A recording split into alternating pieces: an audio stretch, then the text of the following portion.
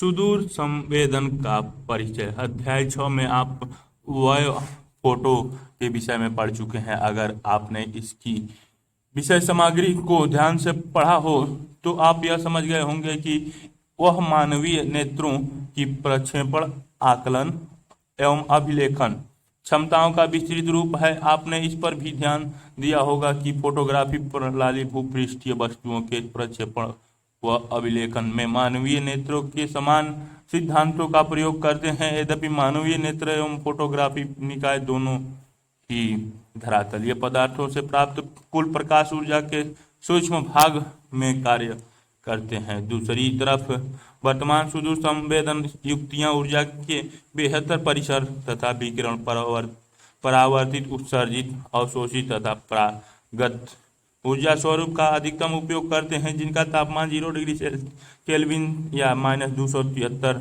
Degree Celsius से अधिक है। सर्वप्रथम सुदूर शब्द का प्रयोग 1960 के दशक में किया गया था। बाद में सुदूर संवेदन की परिभाषा इस प्रकार दी गई: यह एक ऐसी प्रक्रिया है जो पृष्ठीय वस्तुओं एवं घटनाओं की सूचनाओं को संवेदक युक्तियों के द्वारा बिना वस्तु के संपर्क में आए मापन व अभिलेखन करता है। सुदूर संवेदन की उपयुक्त परिभाषा में मुख्यतः धरातलीय पदार्थ अभिलेखन युक्तियों तथा ऊर्जा तरंग के माध्यम से सूचनाओं की प्राप्ति को सम्मिलित किया गया है। चित्र 7.1 सूचना वहन करती ऊर्जा तरंगे। प्राकृतिक संवेदक वस्तु पृष्ठ। चित्र 7.1 सुदूर संवेदन का संकल्पनात्मक ढांचा दिखाया गया। शब्दावली: आंकिकी संख्या, आंकिक प्रतिबिंब में किसी पिक्सल का तीव्रता मान, अंकीय बिंब प्रतिबिंबों तथा स्तंभ पर क्रमानुसार व्यवस्थित अंकीय संख्या समूह जिनकी विशेषता उनका तीव्रता मान होता है। अंकीय बिंब प्रक्रमण धरातलीय लक्ष्यों से संबंधित सूचना ग्रहण करने की वह क्रिया जिसमें अंकीय संख्याओं की संख्या हेरफेर किया जाता है। अवशोषणांश किसी पदार्थ द्वारा प्राप्त एवं अवशोषित विकिरण ऊर्जा का अनुपात। दृश्य एक प्रतिबिंब अथवा फोटोग्राफ द्वारा धरातल का आवृत्त क्षेत्र।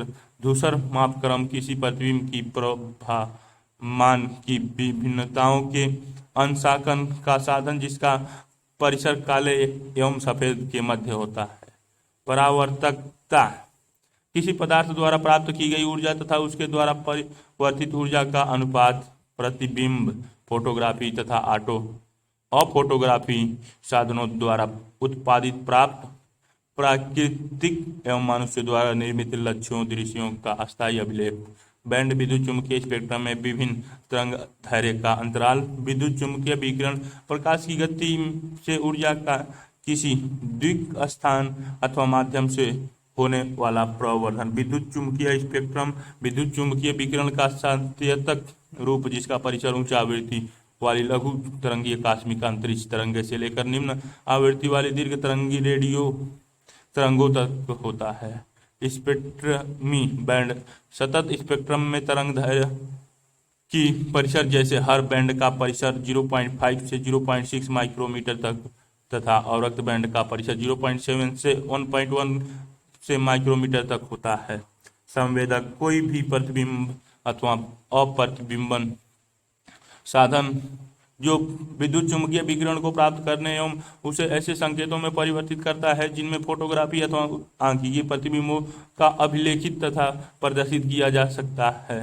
तिर्यक रंगी मिश्र कृत्रिम रूप से उत्पादित रंगीन बिंब जिसमें नीला, हरा और लाल रंग उन तरंग क्षेत्रों को निर्दिष्ट किया जाता है जो प्राकृतिक रूप से अलग होते हैं। उदाहरण के तौर पर एक मानक तिर्यक रंगी मिश्र में नीला रंग हरे विकिरण क्षेत्र 0.5 से 0.6 माइक्रोमीटर को हरा रंग लाल विकिरण क्षेत्र 0.6 से 0.7 माइक्रोमीटर अतः लाल रंग का अवरक्त क्षेत्र 0.7 से 0.8 माइक्रोमीटर वाली विकिरण क्षेत्रों को निर्दिष्ट किए जाते हैं। सूर्य संवेदन की अवस्थाएं। चित्र 7.2 में सुदूर संवेदन द्वारा आंकड़ों की प्राप्ति में उपयोगी प्रक्रियाओं को दर्शाया गया है। यह पृथ्वी के धरातलीय पदार्थों के तत्वों तथा स्वभाव से संबंधित सूचनाओं को संग्रहण में इस प्रकार सहायता होते हैं। ऊर्जा का स्रोत सूर्य स्व उत्सर्जित ऊर्जा का संचरण स्रोत से पृथ्वी के धरातल तक, पृथ्वी के धरातल के साथ ऊर्जा की अनोन्य क्रिया, परावर्तित उत्सर्जित ऊर्जा का वायुमंडल में प्रवर्धन, परावर्तित उत्सर्जित ऊर्जा का संवेदन द्वारा अधिसूचन, प्राप्त ऊर्जा का फोटोग्राफ सांख्यिकी आंकड़ों के रूपों में अभिसरण, आंकड़ा उत्पादन से विषयानुरूप सूचना को निकालना, मानचित्र एवं सारणी के रूप में आंकड़ों एवं सूचनाओं का अभिसरण। संदर्भ आंकड़े, चित्रमय अंक, दृश्य अंक और उपभोक्ता सूचना उत्पाद, अर्थ निर्वचन एवं विश्लेषण, अंक उत्पाद, संवेदन प्रणाली, वायुमंडल में ऊर्जा का प्रवर्धन, ऊर्जा का स्रोत, विद्युत चुंबकीय विकिरण का संचरण और भूपृष्ठ सुदूर संवेदन के आंकड़े अर्जन करने के चरण को ऊर्जा का स्रोत। सुदूर संवेदन में ऊर्जा का सबसे महत्वपूर्ण स्रोत सूर्य है। किसी वस्तु एवं स्वभाव के विषय में सूचना को प्राप्त करने के लिए कृत्रिम ऊर्जा का भी उपयोग किया जा सकता है, जैसा कि फ्लैश गन तथा रडार में प्रयुक्त ऊर्जा बिंब।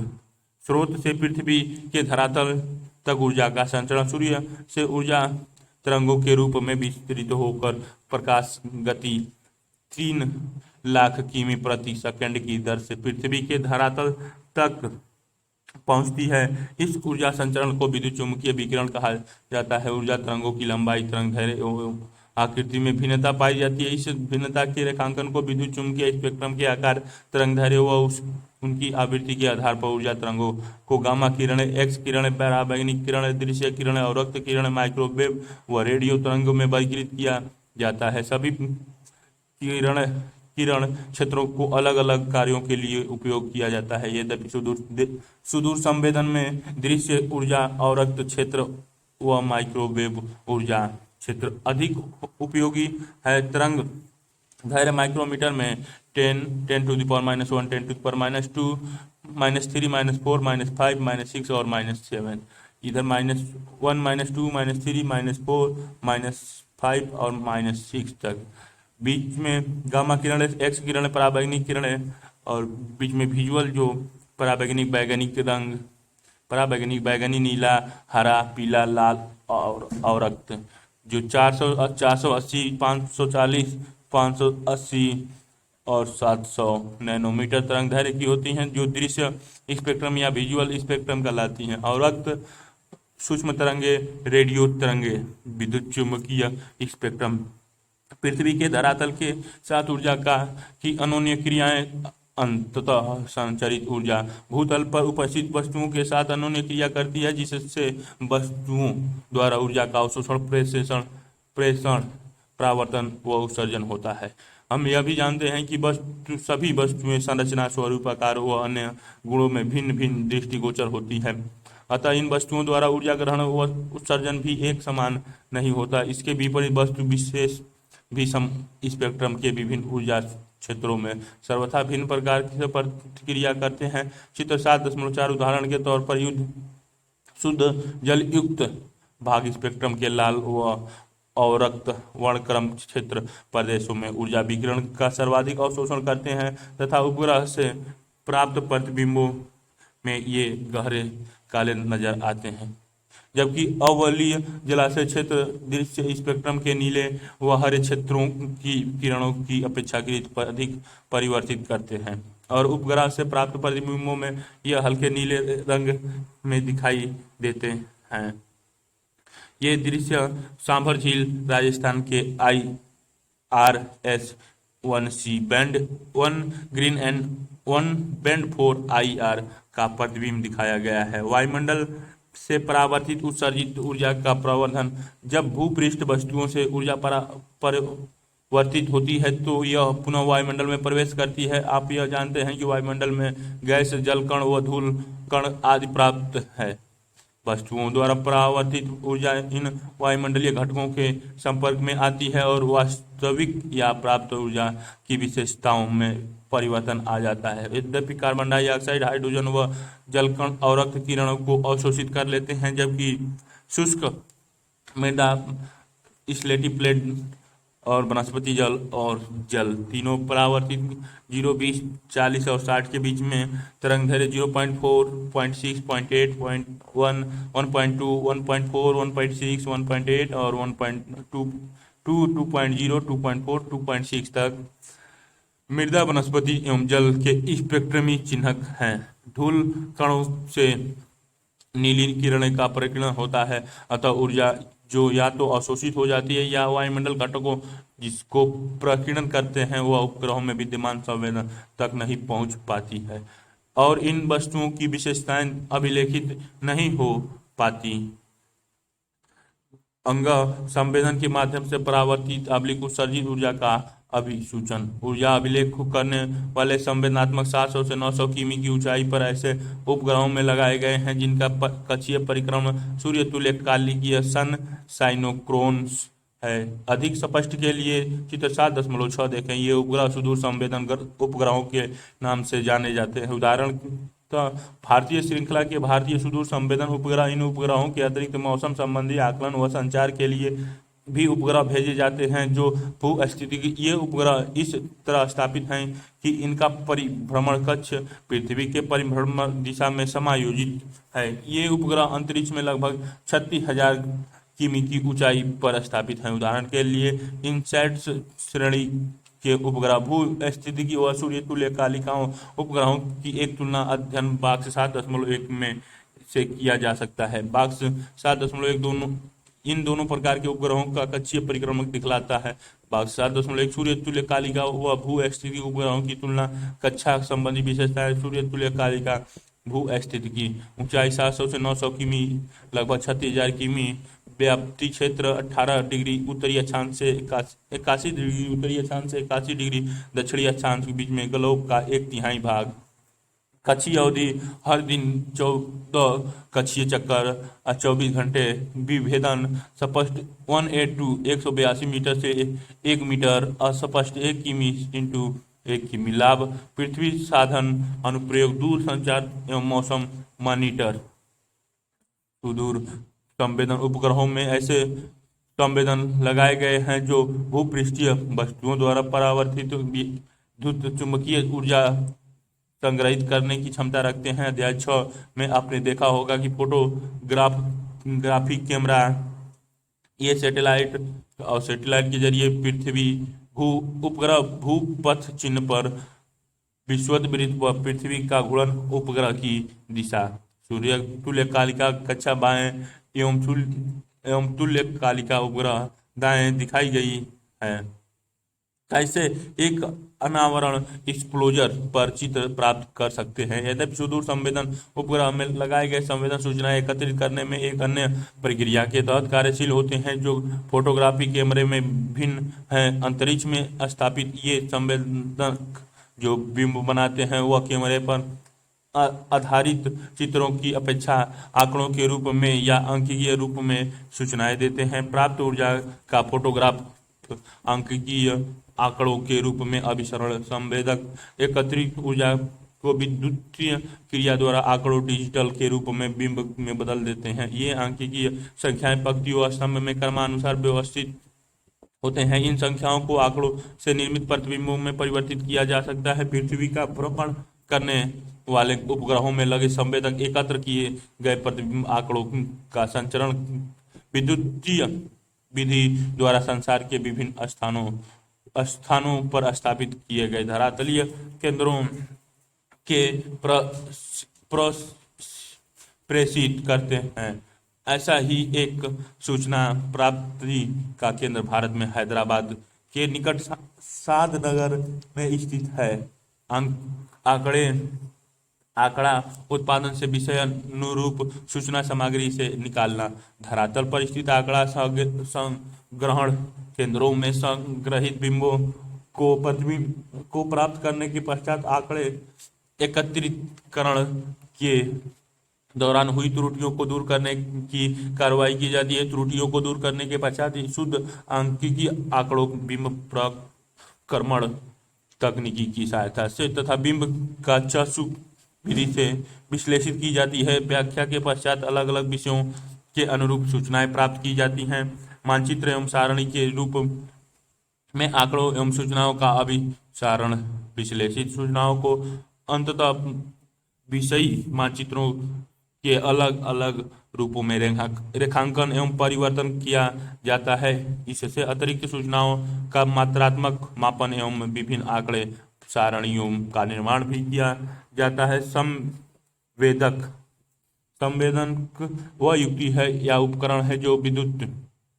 चुंबकीय विकिरण ऊर्जा को एकत्रित करते हैं, उन्हें संकेतों में बदलते हैं तथा उपयुक्त आकारों में प्रस्तुत करते हैं, जो कि अन्वेषण लक्ष्यों के विषय में सूचना प्राप्त करते हैं। आंकड़ा उत्पादन के आधार पर संवेदकों को दो वर्गों में विभाजित किया गया है। पहला फोटोग्राफ चित्रित तथा दूसरा फोटोग्राफ रहित सांख्यिकी संवेदन। फोटोग्राफ संवेदक कैमरा किसी भी लक्ष्य बिंदु को एक क्षण विशेष में उद्भाषित कर अभिलेखन कर लेता है।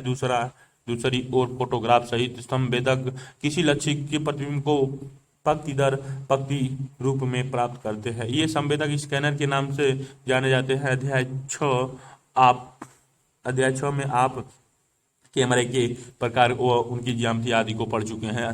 पर प्रस्तुत अध्याय में हम सुदूर संवेदन उपग्रहों में प्रयोग किए जाने वाले फोटोग्राफ सहित रहित संवेदकों का वर्णन करेंगे। बहुवर्णक्रमीय मल्टी स्पेक्ट्रल स्कैनर सुदूर संवेदन उपग्रहों में मल्टी स्पेक्ट्रल स्कैनर संवेदन के रूप में इस्तेमाल किए जाते हैं। ये संवेदक इस प्रकार बनाए गए हैं कि दृश्य क्षेत्र पर दृष्टि दौड़ाते हुए ही वस्तुओं को चित्रित कर लेते हैं। प्रायः स्कैनर एक प्रकार की अभिग्रहण प्रणाली है जिनमें एक दर्पण व सूचना लगे होते हैं। स्कैनिंग संवेदक पंक्ति दर पंक्ति क्रमिक रूप से अभिलेखन कर दृश्य बनाते हैं। ऐसा करते हुए क्रम वीक्षण दर्पण मशीन से संचालित दृश्य क्षेत्र के समकोण पर आगे व पीछे हिलता है, जिससे क्रम वीक्षण की जाने वाली पंक्ति की लंबाई निर्धारित है और इसे दृश्य क्षेत्र स्वतः कहा जाता है। यही कारण है कि इस प्रकार क्रम वीक्षण विधि द्वारा सूचना प्राप्त करने की प्रक्रिया में बिट बाय बिट कहा जाता है। हर कोशिकाएं सेल से बना होता है जो उसे दृश्य चित्र के क्षेत्रीय विभेदन को निर्धारित करती है। क्रम वीक्षण दर्पण के दृश्य स्थल के आर पार हिलने पर एकत्रित ऊर्जा सूचनाएं तक पहुंचती है, जहां यह विद्युतीय संकेतों में परिवर्तित होती है। ये संकेत पुनः अंकों में परिवर्तित होते हैं जिन्हें अंकीय किया जाता है। बहुवर्णक्रमीय क्रम वीक्षक दो प्रकार से वर्गीकृत किए जाते हैं। पहला बी-स्कक-ब्रूम क्रम वीक्षक। बी-स्कक-ब्रूम क्रम वीक्षक में एक घूमने वाला दर्पण व एकमात्र सूचना लगा होता है। दर्पण इस प्रकार से विन्यासित होता है कि जब एक चक्कर पूरा होता है तो स्वयंसूचक स्पेक्ट्रम के दृश्य एवं अवरक्त क्षेत्रों में बहुत सारे संकरे स्पेक्ट्रमी बैंडों में प्रतिबिंब प्राप्त करते हुए दृश्य क्षेत्र स्वतः में 90 डिग्री से 120 डिग्री के मध्य प्रसर्पी होता है। संवेदक का वह पूरा क्षेत्र जहां तक यह पहुंच सकता है उसे स्कैनर का कुल दृष्टि से टोटल फील्ड ऑफ व्यू कहा जाता है। पूरे क्षेत्र का क्रम वीक्षण के लिए संवेदन का प्रकाशीय सिरा एक निश्चित आयाम का होता है, जिसे तत्क्षणिक दृष्टि क्षेत्र इंस्टेंटेनियस फील्ड ऑफ व्यू कहा जाता है। चित्र 7.7 बी-स्कक-ब्रूम स्कैनर की क्रम वीक्षण प्रक्रिया को दिखलाता है। पुश ब्रूम क्रम वीक्षक बहुत सारे सूचकांकों पर आधारित होती है, जिनकी संख्या विभेदन के कार्य क्षेत्र को क्षेत्रीय विभेदन में विभाजित करने से प्राप्त संख्या के समान होती है। चित्र 7.8 उदाहरण के लिए फ्रांस के सुदूर संवेदन उपग्रह स्पॉट में लगे उच्च विभेदन दृश्य विकिरणमापी संवेदन का कार्य क्षेत्र 60 किलोमीटर है तथा उसका क्षेत्र विभेदन 20 मीटर है। अगर हम 60 किलोमीटर अथवा 60,000 मीटर को 20 मीटर से विभाजित करें तो हमें 3,000 की आंकड़ा प्राप्त होता है। अर्थात स्पॉट से लगे एच आर वी फर्स्ट संवेदक में 3,000 सूचकांकों लगाए गए हैं। पुश ब्रूम स्कैनर में सभी डिटेक्टर पंक्ति में क्रमबद्ध होते हैं और प्रत्येक डिटेक्टर पृथ्वी के ऊपर अधोबिंदु दृश्य पर 20 मीटर के आयाम वाली परिवर्तित ऊर्जा का संग्रहण करते हैं। क्रम विक्षण दर 2 × 10⁻² प्रति क्रम विक्षण। प्रत्येक सूचकांक का तत्क्षणिक दृष्टि क्षेत्र बराबर 1 माद्र। क्रम विक्षण दिशा दृष्टि कोणीय दृष्टि क्षेत्र ऊंचाई 10 किमी स्थल विभेदन सेल बराबर 10 × 10 मीटर अर्थात वाष्प समय बराबर क्रम विक्षण दर प्रति रेखा बटे प्रति रेखा सेल नंबर बराबर 2 × 10⁻² सेकेंड बटे 2000 सेल बराबर 1.5 × 10⁻⁻5 सेल पर सेकेंड। ये विश्व ब्रूम क्रम विक्षण कार्य क्रियाविधि 7.7। प्रत्येक सूचकांक की तात्क्षणिक दृष्टि क्षेत्र 1 मात्र। क्रम विक्षण दिशा ऊंचाई 10 किमी स्थल विभेदन सेल 10 × 10 मीटर के वाष्प समय सेल का विस्तार बटे वेग अर्थात 10 मीटर पर सेल डिवाइडेड बाई 200 मीटर पर सेकेंड इक्वल्स 2 × 10⁻² सेल पर सेकेंड। चित्र 7.8 पुश ब्रूम क्रम विक्षक उपग्रह की विभेदन क्षमता। सुदूर संवेदक उपग्रहों में सूर्य तुल्यकाइसन साइक्लोनियस उपग्रह पूर्व निर्धारित समय अंतराल पर आंकड़ों या प्रतिबिंबों को प्राप्त करते हैं जिसे सामयिक विभेदन कहा जाता है। दूसरे शब्दों में सामयिक विभेदन उस उपग्रह का भूपृष्ठ के उसी स्थान का पुनरावृत्तिक समय भी है। चित्र 7.9 हिमालय पर्वत क्षेत्र के एक ही स्थान के 2 विभिन्न समय में प्राप्त किए गए प्रतिबिंबों को दर्शाता है। चित्र जिनकी सहायता से इस क्षेत्र में वनस्पति प्रकार में होने वाले अंतर का अध्ययन किया जाना संभव है। दूसरा उदाहरण 7.10 क और ख जो हिंद महासागर में सुनामी आने के पहले व सुनामी के पश्चात की तस्वीरें प्रस्तुत करते हैं। जून 2004 में प्राप्त तस्वीर इंडोनेशिया के बांडा एचेह नामक स्थान के शांत और स्थल रूप को दर्शाता है जबकि सुनामी के तुरंत बाद प्राप्त तस्वीर उससे से हुई हानि को दर्शाता है। ये दोनों चित्र दिखाए गए हैं। ये चित्र 7.9 IRS उपग्रह द्वारा प्राप्त की गई मई बाएं एवं नवंबर दाएं में हिमालय तथा उत्तरीय मैदान भारत के प्रतिबिंब वनस्पति के विभिन्न के प्रकार में अंतर दर्शाते हैं। मई के प्रतिबिंब में लाल धब्बे शंकुधारी बन दर्शाते हैं। नवंबर के प्रतिबिंब में अतिरिक्त लाल धब्बे पाती बन दर्शाते हैं तथा हल्का लाल रंग फसल को दर्शाता है। ये दृश्य 7.10 को जून 2004 में सुनामी से पहले अर्जित प्रतिबिंब ये दिखाया जाता है। बस्ती बनी है अभी, अब ये सुनामी के बाद बस्ती बिल्कुल गायब है। दिसंबर 2004 में सुनामी के पश्चात अर्जित प्रतिबिंब दिखाया गया है। चित्र 7.10 ख में संवेदन विभेदन।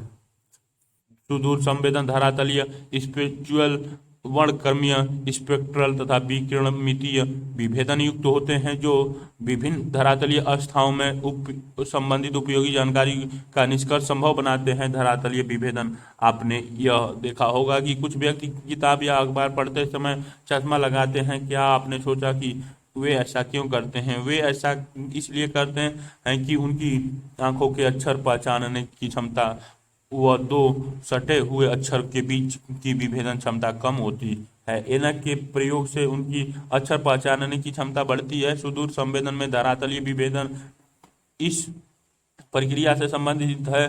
धरातलीय विभेदन भूपृष्ठ पर 2 साथ साथ स्थित पर भिन्न वस्तुओं को पहचानने की संवेदक क्षमता से संबंधित है। यह एक नियम है कि धरातलीय विभेदन बढ़ने के साथ भूपृष्ठ की छोटी से छोटी चीजें को पहचानना व स्पष्ट रूप से देख जाना संभव हो सकता है।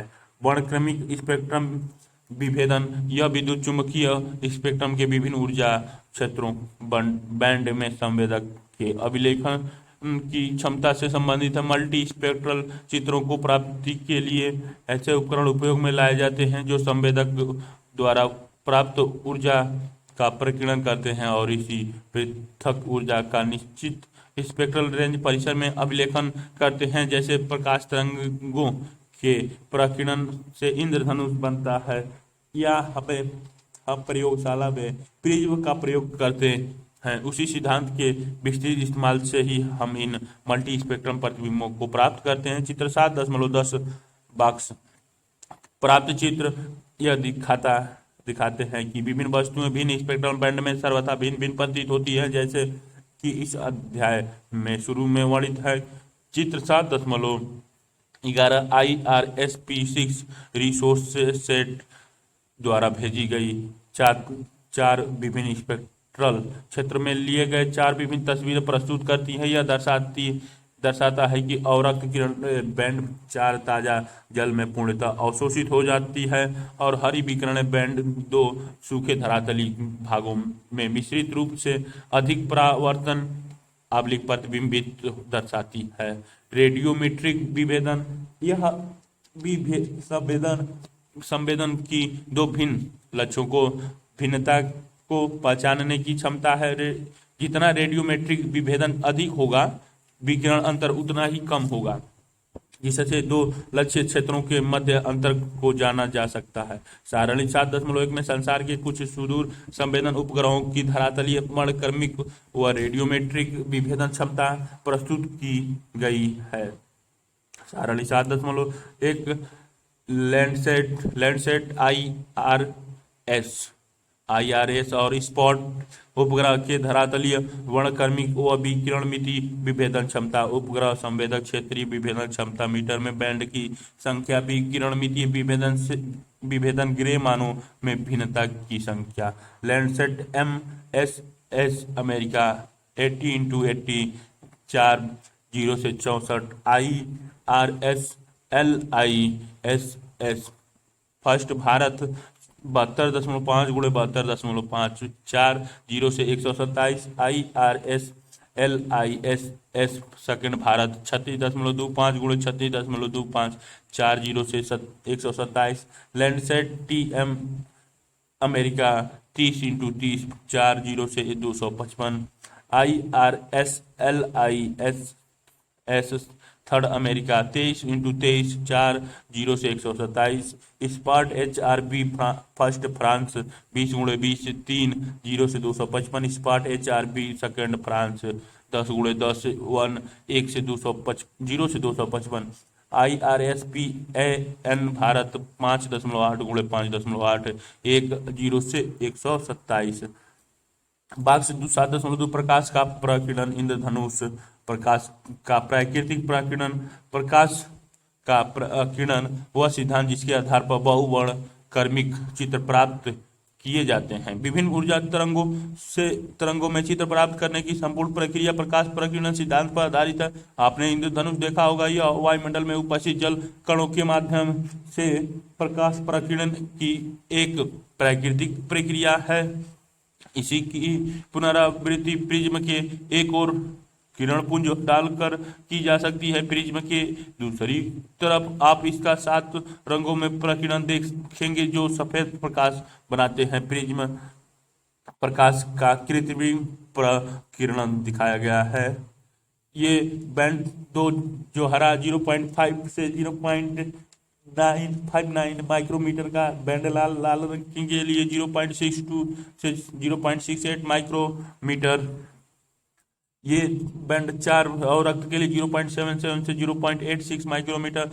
मानक तिर्यक रंग मिश्र IRSP6 resource set Najafgarh Delhi के हिस्सों का प्रतिबिंब 3 जून 2005 को लिया गया है। आंकड़ा उत्पादन हम देख चुके हैं कि विद्युत चुम्बकीय ऊर्जा का सूचना या तो फोटोग्राफ द्वारा या विद्युत विधि द्वारा किया जाता है। फोटोग्राफी प्रक्रिया में प्रकाश संवेदी फिल्म का प्रयोग ऊर्जा विचरण के सूचना या तथा अभिलेखन के लिए किया जाता है। अध्याय 6 देखें। दूसरी तरफ स्कैनिंग युक्तियां प्रतिबिंबों को सांख्यिकीय रूप से प्राप्त करती हैं। यहाँ पर प्रतिबिंबों एवं फोटो चित्रों में अंतर को जानने आवश्यक है। प्रतिबिंब वह है जो किसी क्षेत्र विशेष को सूचित व अभिलेखित की गई ऊर्जा का चित्र रूप में प्रदर्शन करता है। फोटोग्राफ उन प्रतिबिंब चित्रों से संबंधित है जो फोटोग्राफी फिल्म पर अभिलेखित होते हैं। अतः यह कहा जा सकता है कि सभी फोटोग्राफ प्रतिबिंब हैं, लेकिन सभी प्रतिबिंब फोटोग्राफ नहीं है। सूचना व अभिलेखन की प्रक्रिया के आधार पर सुदूर संवेदन आंकड़ा उत्पादन को दो वर्गों में विभाजित किया जा सकता है। फोटोग्राफी प्रतिबिंब आंकड़ीय प्रतिबिंब। फोटोग्राफिक प्रतिबिंब फोटोग्राफ विद्युत चुम्बकीय स्पेक्ट्रम के दृश्य क्षेत्रों में 0.3 से 0.9 माइक्रोमीटर में ही प्राप्त किए जाते हैं। 4 विभिन्न प्रकार के इमल्सन वाली फिल्म फोटोग्राफ का में प्रयोग किया जाती है। यह श्याम श्वेत, रंगीन, श्याम श्वेत, अवरक्त तथा रंगीन अवरक्त होती है। प्रायः हवाई फोटोग्राफ के अंतर्गत श्वेत तथा श्याम फिल्मों का उपयोग किया जाता है। बिना सूचना अंश तथा विपर्य खोए हुए फोटो चित्र को बेहद भी किया जा सकता है। अंकीय प्रतिबिंब वे होते हैं जो अलग अलग पिक्चर तत्वों के मेल से बनते हैं। इन्हें पिक्सल कहा जाता है।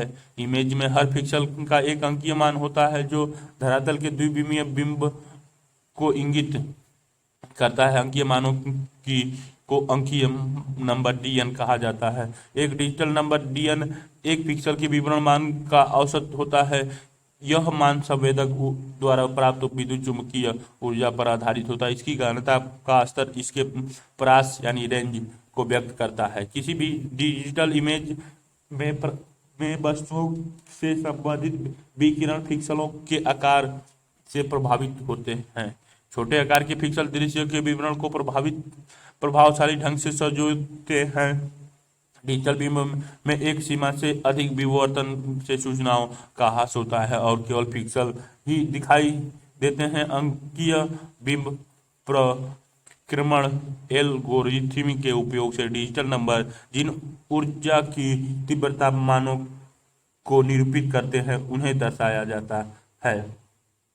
ये बीच में दृश्य जो 170, 230, 85, 255, 221, 0, 68, 136, 17, 170, 119, 68, 221, 0, 238, 138, 255, 119, 255, 85, 170, 136, 238, 238, 17, 221, 268, 19, 255, 85, 170, 119, 221, 17 और 136। ये अंकीय प्रतिबिंब ऊपर एवं उसके पिक्सल दर्शाता। उसका एक हिस्सा बाएं एवं संबंधित अंकीय संख्याएं दाएं दिखाई गई हैं। उपग्रह से प्राप्त प्रतिबिंबों का निर्वचन। संवेदकों द्वारा प्राप्त आंकड़ों का उपयोग किसी भूपृष्ठ घटना एवं वस्तुओं के आकार व प्रतिरूप संबंधी सूचनाओं को प्राप्त करने में किया जाता है। जैसा कि हम देख चुके हैं कि विभिन्न प्रकार के संवेदक फोटोग्राफी तथा डिजिटल आंकड़े उत्पादन प्राप्त करते हैं। अतः इन घटनाओं की गुणात्मक व मात्रात्मक दोनों ही प्रकार की विशेषताएं चाशुक निर्वचन अथवा अंकीय प्रतिबिंब प्रक्रमण तकनीकी द्वारा प्राप्त की जा सकती है। चाशुक निर्वचन करना एक स्वचालित अभ्यास है जो बिंबों में किसी भी वस्तु को देखकर उसकी पहचान करता है। दूसरी तरफ डिजिटल इमेज में हार्डवेयर व सॉफ्टवेयर कंप्यूटरीकृत दोनों के संयुक्त प्रयोग से ही इसी सूचनाएं प्राप्त की जा सकती हैं। अंकीय बिंब व्याख्या के तकनीकों के अभाव में बिंबों का विश्लेषण करना असंभव है। इसीलिए यहाँ पर केवल चाशुक विश्लेषण विधियों का ही वर्णन किया गया है। प्रतिबिंब निर्वचन के तत्व हम अक्सर वस्तुओं की पहचान उनके आकार, प्रतिरूप, स्थिति व उनके अन्य वस्तुओं से संबंध के आधार पर करते हैं। वस्तुओं की ये विशेषताएं ही बिंब व्याख्या के महत्वपूर्ण तत्व होते हैं। हम पुनः बिंब की व्याख्या हेतु वस्तुओं की विशेषताओं की दो प्रमुख भागों में बांट सकते हैं। पहला बिंब संबंधी विशेषताएं और दूसरा धरातलीय विशेषताएं। बिंब की विशेषताओं में वस्तुओं की आभा अथवा रंग, उनकी आकृति, आकार, प्रतिरूप, गठन, कि वो छाया आदि सम्मिलित हैं। दूसरी तरफ धरातलीय विशेषताओं में अवस्थित अन्य वस्तुओं का संदर्भ या सहचार्य संबंध आदि सम्मिलित किया जाता है। आभा या रंग, किसी हम जानते हैं कि सभी वस्तुएं स्पेक्ट्रम के सभी भागों में ऊर्जा ग्रहण करती हैं।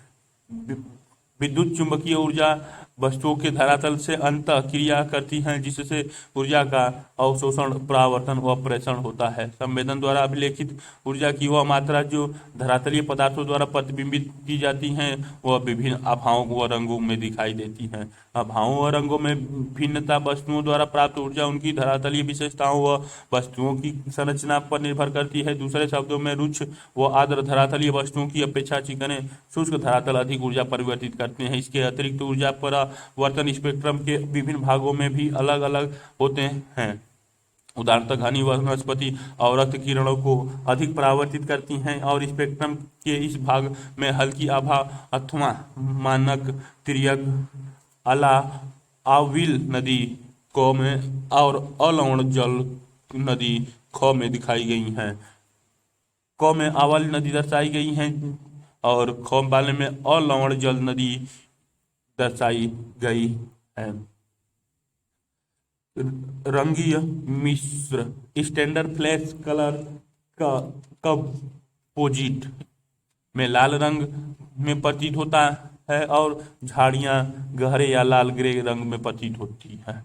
इस प्रकार अलवण जल क्षेत्र सूर्य से आने वाली सभी किरणों को अवशोषित कर लेते हैं और गहरी आभा या काले रंग में दिखाई देते हैं, जबकि अविल जल आविल जल क्षेत्र हल्के रंग के समतुल्य या हल्के रंग में दिखाई देते हैं, जो जल कणों व निलंबित रेत कणों से ऊर्जा परावर्तन के कारण होता है। चित्र 7.13 क व ख सुदूर संवेदन से प्राप्त चित्रों में भूपृष्ठ की विभिन्न स्थलाकृतियां जिन रंगों में प्रतीत होती हैं, उनका एक सारणी 7.2 में दिया गया है। सारणी 7.2 भूपृष्ठ लक्षणों के मिथ्या वर्ण मिश्रित पर रंग चिन्ह क्रम भूपृष्ठ लक्षण रंग मानक FCC में पहला स्वस्थ वनस्पति एवं पृष्ठ क्षेत्र सदाबहार लाल से मैजेंडा, पर्णपाती लाल, भूरे से लाल, पुंज लाल धब्बों सहित हल्का भूरा, हास्य भूमि चमकीली लाल, प्रति भूमि हल्के नीले से सफेद, जलाशय स्वच्छ जल गहरे नीले से काला, अविल जलाशय हल्का नीला, नियमित क्षेत्र उच्च घनत्व गहरे नीले से नीला हरा, निम्न घनत्व हल्का नीला, व्यर्थ भूमि शैल दृश्यांक शैल दृश्यांक हल्का भूरा, रेतीला मरुस्थल नदी रेत नमक प्रभावित हल्के नीले से सफेद, गहरे गड्ढे गहरा हरा, उथले गड्ढे हल्का हरा, जलाक्रांत नम भूमि चितकबरा काला दिखाई देते हैं। चितकबरा काला दिखाई देता है। गठन रंग ससमंजस या धूसर आभा में सूक्ष्म भिन्नता की ही गठन से संबंधित है।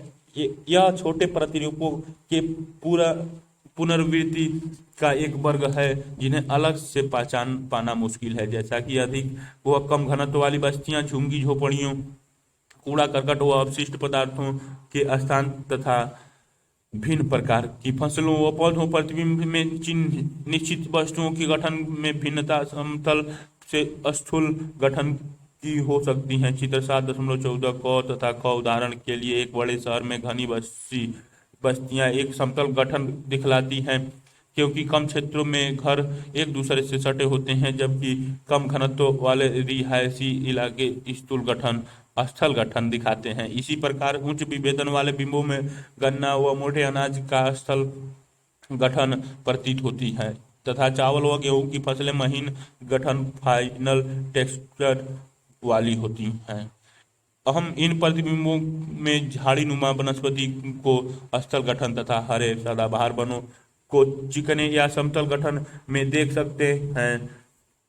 क वाले में मैंग्रोव का स्थल गठन प्रतिबिंब, ख वाले में शास्य भूमि का परिष्कृत गठन आकार, वस्तु का उचित आकार जो कि इमेज की मापनी तथा विभेदन पर आधारित है। वस्तुओं की एक और विशेषता औद्योगिक संकुलन स्थानों को रिहायशी स्थानों से शहर के बीच स्थित खेल परिसर को नगर के छोर पर स्थित ईंटों के भट्ठों से एतवे मानव बस्तियों को उनके आकार एवं पद अनुक्रम के आधार पर अलग अलग पहचानने में सहायक होता है। चित्र 7.15 आकृति किसी वस्तु की आकृति या रूपरेखा उसकी पहचान महत्वपूर्ण सुराग है। कुछ वस्तुओं की आकृति इतनी अलग होती है कि हम उसे आसानी से पहचान सकते हैं। उदाहरण के लिए संसद भवन अन्य निर्मित भवनों के आकार में सर्वथा भिन्न है। इसी प्रकार एक रेलवे लाइन व एक सड़क आसानी से पहचान की जा सकती है, क्योंकि ये रैखिक आकृतियां हैं जिनके मार्ग में क्रमशः अंतर होता है, अर्थात इनमें अचानक परिवर्तन नहीं पाया जाता। धार्मिक स्थान जैसे मस्जिद व मंदिर भी आसानी से पहचाने जा सकते हैं। ये चित्र कोलकाता का भाग, दूसरा वाराणसी का भाग। कोलकाता को तथा वाराणसी को में दर्शाए गए भागों में संस्थागत भवनों एवं आवासीय क्षेत्रों को आकार में अंतर के आधार पर सुस्पष्ट रूप से अभिनिर्धारित किया जा सकता है। छाया किसी वस्तु की छाया सूर्य प्रकाश किरण का कोण व उस वस्तु की ऊंचाई का द्योतक है। कुछ वस्तुओं की आकृति इतनी जटिल होती है कि उन्हें उनकी छाया के अभाव में पहचान पाना मुश्किल होता है। उदाहरण के रूप में दिल्ली में स्थित कुतुब मीनार, मस्जिद की मीनार या बुर्ज, भवनों पर बनी जल टंकियां, बिजली या टेलीफोन के खंभों तथा अन्य कई मिलती जुलती आकृतियां केवल छाया द्वारा ही पहचानी जा सकती हैं। छाया वस्तु की पहचान में बाधा भी डालती है। लंबी इमारतों की छाया तो इनकी छाया में आने वाली वस्तुएं गहरे काले रंग में दिखाई देती हैं या छुप जाती हैं। उपग्रही प्रतिबिंबों की व्याख्या में छाया कम महत्वपूर्ण है, तथापि बृहत मापक वायु फोटो चित्र में इनका महत्व बहुत अधिक है। प्रतिरूप प्राकृतिक व मानव निर्मित व्यवस्थित धरातलीय प्रतिरूपों में आकार व वस्तुओं के अंतर संबंधों को पुनरावृत्ति होती है। कुछ वस्तुएं उनके प्रतिरूप से पहचानी जा सकती है। उदाहरण के रूप में नियोजित रिहायशी क्षेत्रों में घरों के प्रतिरूपों एवं आकार का अध्ययन कर किसी अन्य शहरी क्षेत्रों में अधिवासीय क्षेत्रों को पहचाना जा सकता है। चित्र 7.17 इस प्रकार फलों के बाग बगीचों व रोपण कृषि में पौधों की आपसी दूरी में एक रूपता से भिन्न प्रतिबिंब बनाता है। ध्यान से भिन्न प्रकार के अफवाह तंत्र व बस्तियों को भी पहचाना जा सकता है। चित्र 7.16 रेलवे मार्ग का रेखीय वक्र रेखा आकृति सड़क के तीव्र मोड़ से सुस्पष्ट रूप से भिन्न है। ये दृश्य 7.17 आयोजित आवासीय क्षेत्र में उनकी प्रतिरूप द्वारा आसानी से पहचाना जा सकता है। सहचार्य का अर्थ है कि वस्तुओं के भौतिक स्थिति एवं उनके आसपास की वस्तुओं में आपसी सहचार्य क्या है। उदाहरण के लिए जहां एक शिक्षण संस्थान होगी वहां आवासीय क्षेत्र भी होंगे व शिक्षण संस्थान के साथ खेल का मैदान भी स्थित होगा। इसी प्रकार स्टेडियम, रेस कोर्स आदि किसी बड़े शहर में ही होंगे। औद्योगिक क्षेत्र किसी मुख्य मार्ग के किनारे या शहर के बाहरी क्षेत्र में स्थित होंगे। इसी प्रकार मलिन बस्तियां की अवस्थिति किसी रेल मार्ग या नालों के नजदीक होगी। अधिक जानकारी के लिए इंटरनेट के कुछ महत्वपूर्ण सोर्स www.isro गवर्नमेंट इन पे या www.nrsc गवर्नमेंट इन पे या www.iirs गवर्नमेंट इन से देख सकते हैं। क्रियाकलाप निम्न IRSICLISS